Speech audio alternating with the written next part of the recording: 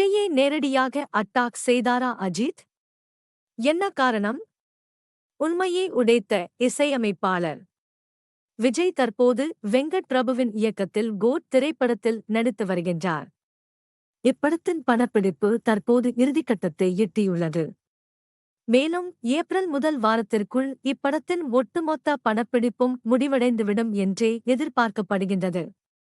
அதைத் தொடர்ந்து மே மாதம் இப்படத்தின் முதல் பாடல் வெளியாகும் என்றும் தெரிகின்றது. கோட் படத்தின் படப்பிடிப்பை முடித்துவிட்டு விஜய் தன் கடைசி படமான தளபதி 69 பட அறிவிப்பை வெளியிட இருக்கின்றார். தமிழக வெற்றிக் கழகம் என்ற கட்சியை துவங்கிய விஜய் தளபதி 69 படத்திற்கு பிறகு நடிப்பில் இருந்து விலக முடிவெடுத்துள்ளார். இதனை விஜய் அதிகாரப்பூர்வமாகவே அறிவித்துவிட்டார். இது விஜய் ரசிகர்களுக்கு மட்டுமின்றி ஒட்டுமொத்த சினிமா ரசிகர்களுக்கும் அதிர்ச்சியான செய்தியாகவே உள்ளது. பலரும் விஜய் தொடர்ந்து படங்களில் நடிக்க வேண்டும் என்றுதான் கூறி வருகின்றனர். அஜித் ரசிகர்களும் விஜய் தொடர்ந்து நடிக்க வேண்டும் என்றுதான் பேசி வருகின்றனர்.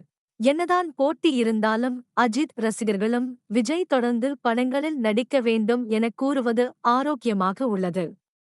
ஆனால் அஜித் மற்றும் விஜய் இடையே போட்டி இருக்கின்றதோ இல்லையோ?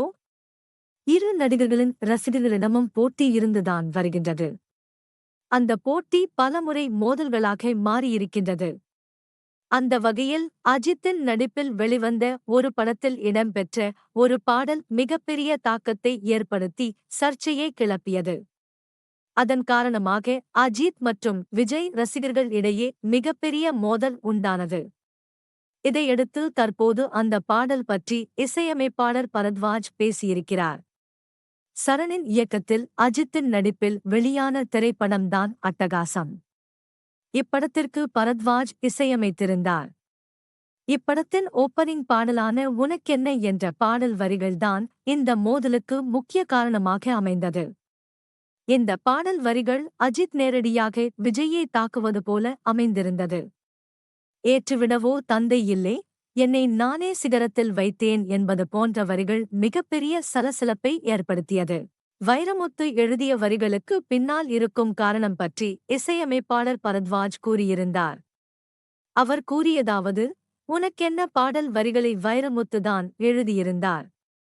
அந்த பாடலை கேட்கும்போதே விஜய்யை நேரடியாக அட்டாக் செய்வது போல இருந்ததாக அனைவரும் எண்ணினோம். ஆனால் அதனை நாங்க சீரியஸாக எடுத்துக்கொள்ளவில்லை. ஜாலியாகத்தான் அந்த பாட்டை கம்போஸ் செய்தோம். அந்த பாடலை உருவாக்கும்போது வேறெந்த உள்நோக்கமும் இல்லை. ஆனால் பாடல் வெளியான பிறகு சலசலப்பை ஏற்படுத்தியது என்றார் இசையமைப்பாளர் பரத்வாஜ். இந்நிலையில் அட்டகாசம் படத்தைப் போல அஜித் மற்றும் பரத்வாஜ் கூட்டணியில் காதல் மன்னன், அமர்கலம், அசல் போன்ற பல படங்களின் பாடல்கள் மாஸ் ஹிட்டெடுத்துள்ளது என்பது குறிப்பிடத்தக்கது.